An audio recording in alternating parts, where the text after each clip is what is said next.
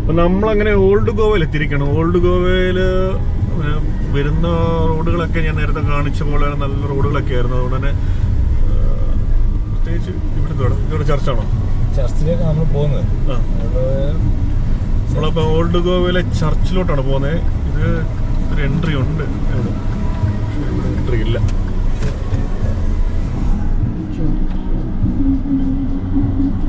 അവിടെ ഒരു സെക്യൂരിറ്റി അല്ല പാർക്കിംഗ് ഉണ്ടോ?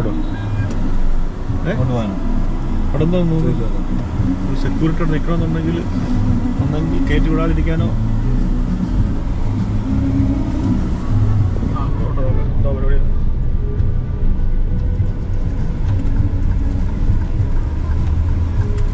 Security check post, archaeological survey. ഇതാണ് നിർത്തങ്ങോട്ട്. भैया अंदर आ सकते? आगे जाके सर लेफ्ट हैंड में पार्किंग करो. हाँ വണ്ടി പാർക്ക് ചെയ്തിട്ട് നീ വരല്ലോ? നടക്കണം അത്രയും വണ്ടി പാർക്ക്. നീ വരുന്നോ? പിന്നെ ഞാൻ വരാം. നമ്മളങ്ങനെ വണ്ടി പാർക്ക് ചെയ്തിട്ട് ചർച്ച് കാണാൻ വേണ്ടി മതിൽക്കെട്ടിനുള്ളിലോട്ട് കയറിയിരിക്കുകയാണ്. റോഡ്സ് മുന്നിൽ നിന്നും വന്നില്ല. ഞാനും അജിനും മാത്രമാണ് ചർച്ച് കാണുന്നതിനായിട്ട് ഉള്ളിലോട്ട് വന്നിരിക്കുന്നത്. വളരെ വിശാലമായ ഒരു കോംപ്ലക്സ് ഏരിയ, ചർച്ച് ഏരിയ എന്ന് വേണമെങ്കിൽ പറയാം. വളരെ മനോഹരമായിട്ടും വൃത്തിയോടുകൂടിയും പരിപാലിച്ചിരിക്കുകയാണ്.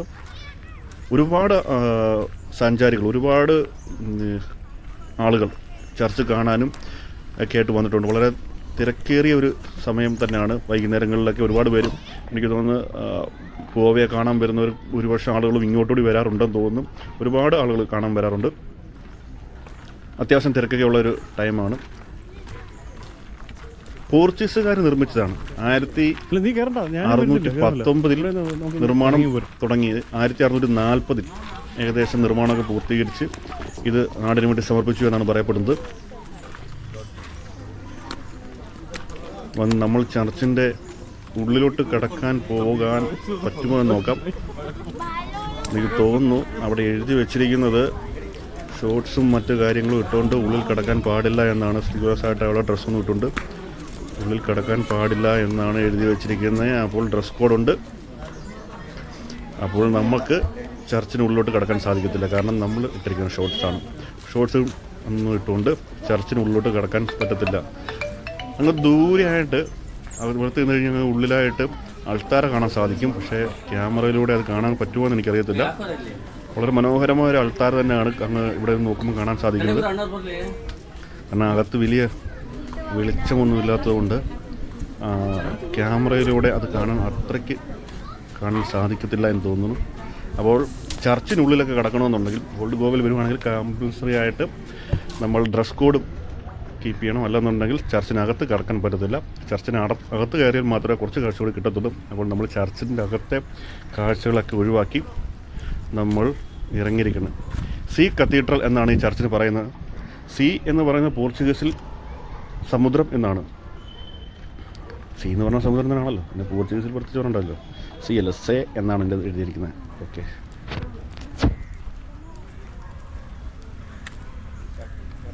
പിൻവശവും മുൻവശവും എല്ലാം ഒരേ രീതിയിൽ വളരെ മനോഹരമാക്കി വളരെ വൃത്തിയോടുകൂടി പരിപാലിച്ചിരിക്കുകയാണ്. ആ പാർക്ക് ഏരിയയൊക്കെ നോക്കി എന്ത് മനോഹരമായിട്ടാണ് പരിപാലിച്ചിരിക്കുന്നത്.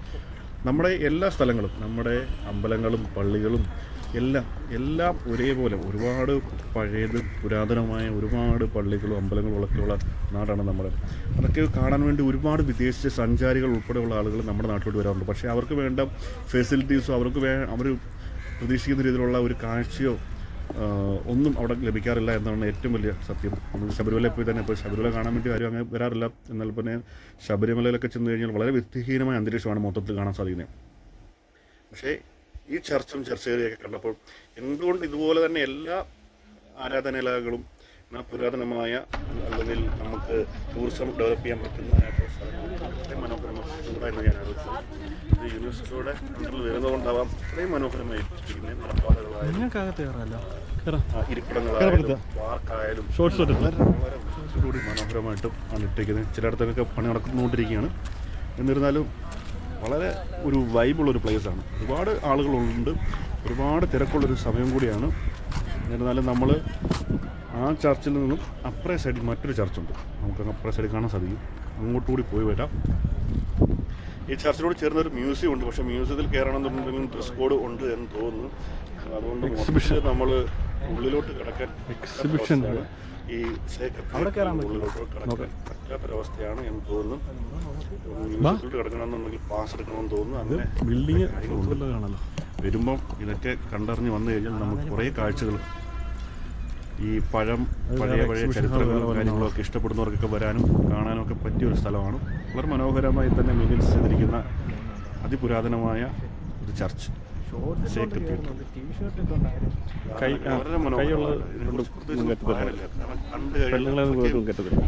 കണ്ണിനെ കുളിർക്കൊള്ളിക്കുന്ന രീതിയിലുള്ള അണിയും വെടുപ്പും ഒക്കെയുള്ള ഒരു സ്ഥലം എന്ന് നമുക്ക് പറയാം.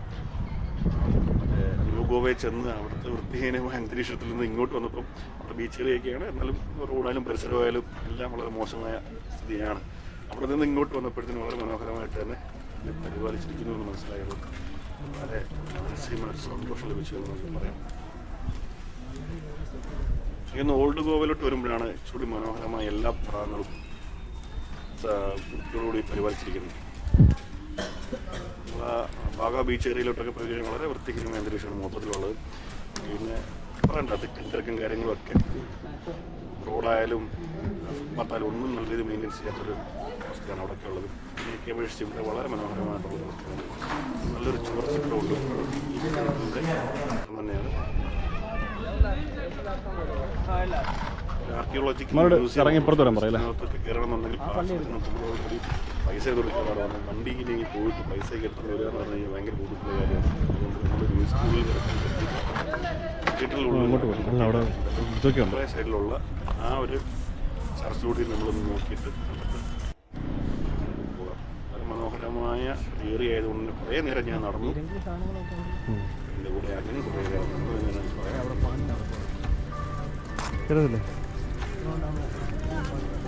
ഷോർട്സും ഒക്കെ ആയതുകൊണ്ട് അത് കയറില്ല. അപ്പം സേ കത്തീഡ്രലിൽ നിന്നും നമ്മൾ നേരെ റോഡ് ക്രോസ് ചെയ്ത് ഓപ്പോസിറ്റ് ആയിട്ട് മറ്റൊരു ചർച്ച് കൂടിയുണ്ട്. ഈ ചർച്ച് കോംപ്ലക്സ് തന്നെ പറയാൻ പല സമയങ്ങളിലായിട്ട് നിർമ്മിക്കപ്പെട്ട ഡച്ചുകാരും പോർച്ചുഗീസുകാരും ഒക്കെ നിർമ്മിക്കപ്പെട്ട ചർച്ചുകളുള്ള ഒരു ഏരിയ എന്ന് വേണമെങ്കിൽ തന്നെ പറയാവുന്ന ഒരു സ്ഥലമാണ്. അപ്പുറത്തുള്ളതിനേക്കാളിലും കൂടുതൽ തിരക്ക് എനിക്ക് ഇപ്പറേ സൈഡിലാണ്. ഇവിടെയാണ് കുറച്ചുകൂടി തിക്കും തിരക്കും ഉള്ള ആളുകളൊക്കെ ഒരുപാട് നിൽക്കുന്നത് ഇവിടെയാണ്. കാരണം വണ്ടി പാർക്കിങ്ങുള്ള സൗകര്യം ഈ റോഡ് സൈഡിലുണ്ട്. മറ്റേതാണെന്നുണ്ടെങ്കിൽ നമ്മൾ വണ്ടി കുറേ ദൂരെ കൊണ്ട് പാർക്ക് ചെയ്യണം. അവർ രണ്ടിടമായാലും അവിടെയായാലും ഇവിടെയായാലും വളരെ വൃത്തിയോടുകൂടിയും വളരെ മനോഹരമായും പരിപാലിച്ചിരിക്കുകയാണ്. ഒരുപാട് ആളുകൾ, ഏറ്റവും കൂടുതൽ നമ്മൾ ഇന്ത്യക്കാർ തന്നെയാണ് വന്നിരിക്കുന്നത് തന്നെ. നമ്മൾ ഈ ചർച്ചിനുള്ളിൽ കടക്കാൻ പറ്റുമോ എന്നറിയത്തില്ല. എന്തായാലും നമുക്കൊന്ന് ശ്രമിച്ചു നോക്കാം. ഇവിടെയും ഡ്രസ് കോഡ് ഉണ്ടോ, എങ്ങനെയാണ് ഇവിടുത്തെ അവസ്ഥ എന്ന് നമുക്കറിയത്തില്ല. വളരെ മനോഹരമായൊരു ചർച്ചയാണിത്. ഇതിൽ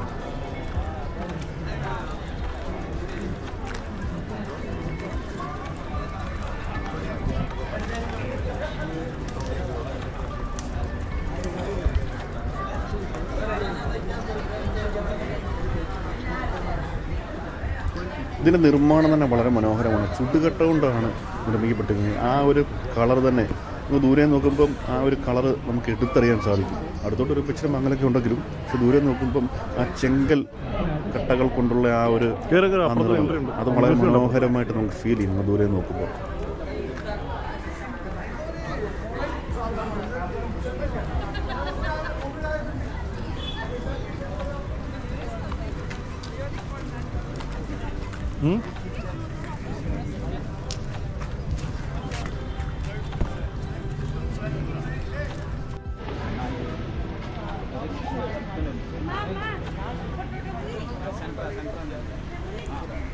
ഈ ചർച്ചിനോട് ചേർന്ന് തന്നെ ഒരു കുരിശടി ഉണ്ട്. അതും മൊത്തത്തിൽ കല്ലുകൊണ്ട് നിർമ്മിക്കപ്പെട്ടാണ്. എനിക്കൊന്ന് ആ കുരിശ് വരെ കല്ലുകൊണ്ട് നിർമ്മിച്ചാണെന്ന് തോന്നുന്നു. വെട്ടുകല്ലുകൊണ്ട് ചുടുകട്ടുകൊണ്ട് നിർമ്മിച്ചാണെന്ന് തോന്നുന്നു.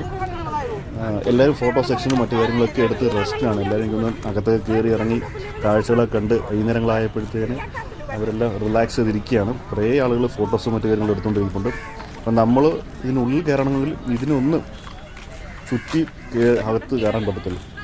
ഇതിൻ്റെ എൻട്രി എന്ന് പറയുന്നത് ഒന്ന് വലം വെച്ച് പോകണം. അതിനിടയ്ക്കൂടി നമ്മുടെ കേരളത്തിൽ പോകുന്നതിനെ കുറിച്ച് സംസാരിച്ചുകൊണ്ട് രണ്ട് മൂന്ന് പെണ്ണുകൾ പോയിട്ടുണ്ട്.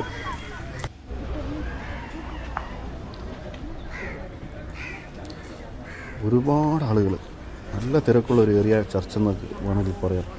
അതുപോലെ തന്നെ ആർക്ക് വേണമെങ്കിലും വന്നു കഴിഞ്ഞാൽ ഇരിക്കാനുള്ള ഇരിപ്പിടവും വൃത്തിയുള്ള ഒരു അന്തരീക്ഷവും ഒക്കെയുണ്ട്.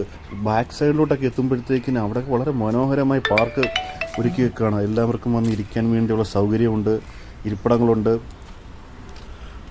ഉണ്ട് കേട്ടോ. ഒരു ചർച്ചിനെ എത്ര മനോഹരമാക്കി, അതിൻ്റെ ചർച്ചും പരിസരമൊക്കെ എത്ര മനോഹരമാക്കി ഒരു ഗാർഡനൊക്കെ എത്ര മനോഹരമാക്കി പരിപാലിക്കാൻ പറ്റും എന്നതിൻ്റെ ഒരു നേർക്കാഴ്ചയാണ് ഇവിടെ വരുമ്പോൾ കാണാൻ സാധിക്കുന്നത്. ഇതൊക്കെ നമ്മൾ തോന്നുന്നു കേരളത്തിൽ നിന്നുള്ളവരൊക്കെ ഇവിടെ വന്നൊന്ന് കണ്ടിട്ട് ഇതൊക്കെ ഒന്ന് കോപ്പി ചെയ്താൽ മാത്രമേ, നമ്മുടെ നാട്ടിലൊക്കെ എന്തുമാത്രമായ ടൂറിസ്റ്റ് സെൻ്ററുകളുണ്ട്, അതൊക്കെ ഒന്ന് പരിപാലിക്കുന്നത് എങ്ങനെയെന്ന് കണ്ടിട്ടുണ്ടെങ്കിൽ ഓൾഡ് ഗോവയിലോട്ട് വന്ന് ഇവിടെയൊക്കെ ഒന്ന് കണ്ടാൽ മാത്രം മതി. ദൂരെ വിദേശത്തൊന്നും പോകേണ്ട ആവശ്യമില്ല. റോഡും മറ്റു കാര്യങ്ങളൊക്കെ പരിപാലിക്കുന്നത് കാണണമെങ്കിൽ ഇവിടെ വന്നാൽ മതി. അപ്പോൾ നമുക്ക് ഉള്ളിലോട്ട് കടക്കാൻ സാധിച്ചു. അവിടെ പ്രത്യേകിച്ച് സെക്യൂരിറ്റിയോ കാര്യങ്ങളോ ഒന്നുമില്ല. അവിടെ ഡ്രസ് കോഡും ഇതിനെക്കുറിച്ചൊന്നും എഴുതി വെച്ചിട്ടില്ല. അതുകൊണ്ട് തന്നെ നമ്മൾ ചർച്ചിന് ഉള്ളിലോട്ട് കടന്നിരിക്കുകയാണ്. ഉള്ളിലോട്ട് കടക്കുമ്പോൾ തന്നെ ആദ്യം കാണുന്നത് നല്ല ഒരു നടുമുറ്റമാണ്. നടുമുറ്റവും വളരെ മനോഹരമായി തന്നെ പരിപാലിച്ചിരിക്കുകയാണ്. പുല്ലുകളൊക്കെ നട്ട് ചെടികളൊക്കെ വെച്ച് വളരെ വൃത്തിയോടുകൂടി പരിപാലിച്ചിരിക്കുന്ന ഒരു അന്തരീക്ഷമാണ് കാണാൻ സാധിക്കുന്നത്.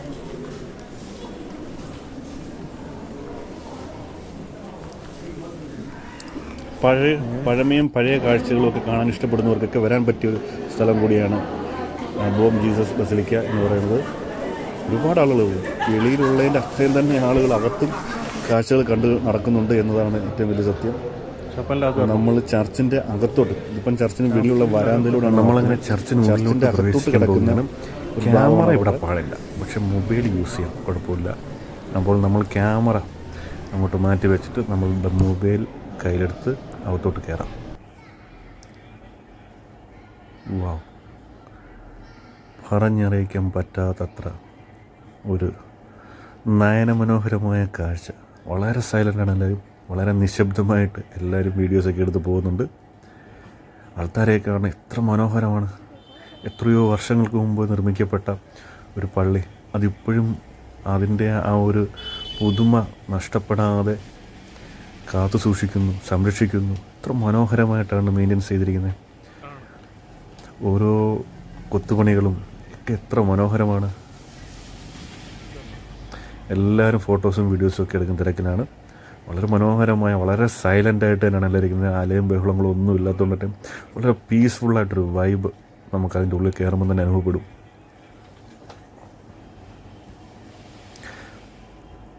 ഒരുപാട് പേരുണ്ട്, തിക്കും തിരക്കും നല്ല രീതിയിലുണ്ട്. എന്നാൽ പോലും ആരും വളരെ ബഹളമൊന്നും വെക്കാതെ വളരെ ശാന്തമായിട്ട് കാഴ്ചകളൊക്കെ കണ്ട് പ്രാർത്ഥിച്ച് ഒക്കെയാണ് എല്ലാവരും പോയിക്കൊണ്ടിരിക്കുന്നത്. ഞാനും കുറേ നേരം ഇവിടെ നിന്നു, മൊബൈൽ ഓഫ് ചെയ്ത് മാറ്റി വെച്ചിട്ടും കുറേ നേരം അവിടെ നിന്നു.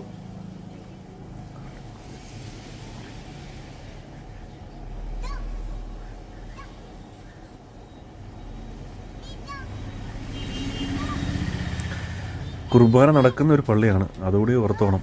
അപ്പോൾ അതനുസരിച്ച് വളരെ മനോഹരമായിട്ട് തന്നെ ഇപ്പോഴും അത് കാത്തു സൂക്ഷിച്ചിട്ടുണ്ട്, ആൾക്കാരെയും കാര്യങ്ങളും എല്ലാം. അപ്പോൾ നമ്മളങ്ങനെ വെളിയിലിറങ്ങിയിരിക്കുകയാണ്. ഇനിയും നമുക്ക് ചർച്ച്, അങ്ങനെ നമ്മൾ 2 ചർച്ചിലും മ്യൂസിയം ഉണ്ടായിരുന്നു, മ്യൂസിയത്തിൽ കയറാൻ പറ്റിയില്ല, ഒരു ചർച്ചിൽ കയറാൻ പറ്റിയില്ല. അപ്പോൾ നമ്മളിനിയും തിരിച്ച് നേരെ വെളിയിൽ പോവുകയാണ്. നമ്മൾ ഗോവ എന്ന നഗരത്തിനോട് വിട പറയാൻ വേണ്ടി സമയമായിരിക്കുകയാണ്. തിരിച്ച് നമ്മൾക്ക് മൂഢഭദ്രയ്ക്ക് യാത്ര തിരിക്കേണ്ട സമയം അതിക്രമിച്ചിരിക്കുകയാണ്.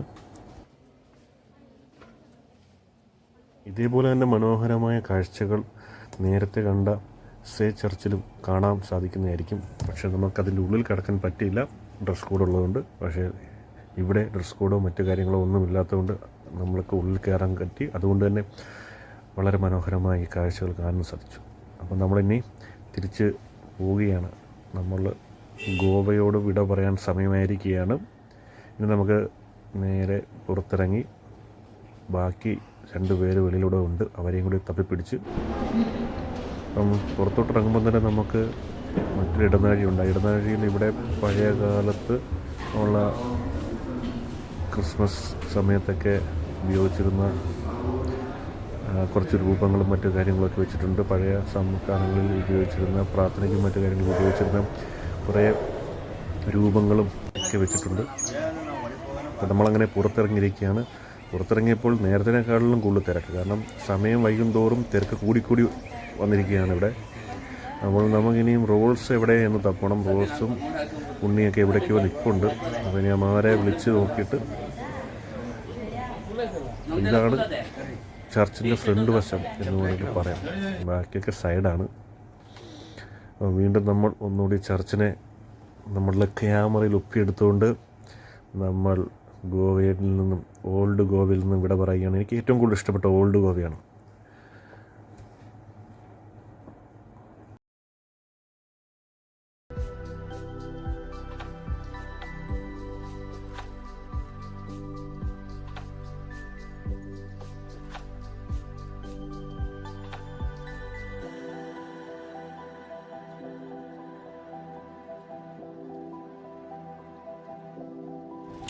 അപ്പോൾ നമ്മളങ്ങനെ ഗോവയോട് വിട പറയുകയാണ്. അപ്പോൾ റോൾസും ഉണ്ണിയൊക്കെ വെളിയിൽ എവിടെയുണ്ട്. നമ്മളിതുവരെ വിളിച്ച് കോൺടാക്ട് ചെയ്തിട്ടില്ല. അപ്പോൾ വണ്ടി എവിടെ കിടക്കുന്നു എന്നറിയില്ല. എന്തായാലും നമ്മൾ ഇറങ്ങി വരുന്ന വഴിയുടെ അടുത്ത് തന്നെ വണ്ടി ഉള്ളതുകൊണ്ട് നമുക്ക് കൂടുതൽ തപ്പേണ്ടി വന്നില്ല.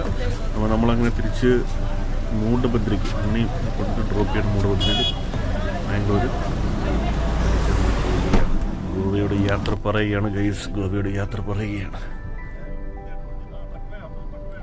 അപ്പോൾ നമ്മളുടെ 2 ദിവസം നീണ്ടുന്ന ഈ ഗോവ യാത്രയിൽ ഓൾഡ് ഗോവ മാത്രമാണ് എനിക്ക് ഏറ്റവും കൂടുതൽ ഇഷ്ടപ്പെട്ടത്. ഓൾഡ് ഗോവയിലാണ് ഈ പറഞ്ഞ കാസിനോയും മറ്റു കാര്യങ്ങളെല്ലാം ഉള്ളതും. അതുപോലെ തന്നെ ഏറ്റവും പീസ്ഫുള്ളായിട്ടുള്ള ഒരു ഏരിയ ഓൾഡ് ഗോവയാണ്.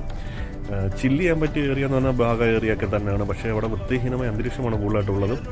കുറച്ച് ബീച്ചും കാര്യങ്ങളൊക്കെ ഉള്ളതുകൊണ്ട് കുറച്ച് എൻ്റർടൈൻമെൻറ്റ് ഉണ്ട് എങ്കിലും എന്നാലും മൊത്തത്തിൽ ഭയങ്കര മുഷു പിടിപ്പിക്കുന്ന ഒരു സ്ഥലമാണ് എന്നെനിക്ക് ഫീൽ ചെയ്തു.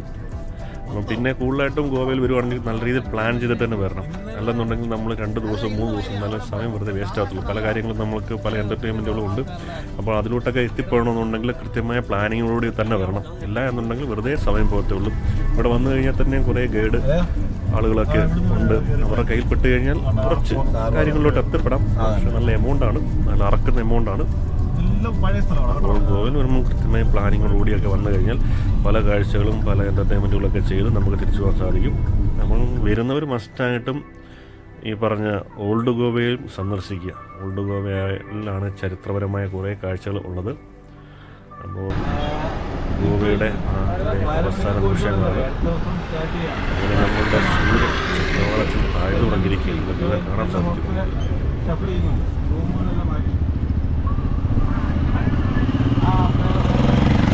അപ്പോൾ നമ്മൾ അങ്ങനെ മറ്റൊരു യാത്രാവിശേഷങ്ങളുമായിട്ട് വീണ്ടും വരുന്നതാണ്. കുറേ കാലങ്ങൾക്ക് ശേഷമാണ് നമ്മൾ വീഡിയോ ഇടുന്നത് തന്നെ. അപ്പോൾ സബ്സ്ക്രൈബ് ചെയ്യുക, ഷെയർ ചെയ്യുക, ലൈക്ക് ചെയ്യുക.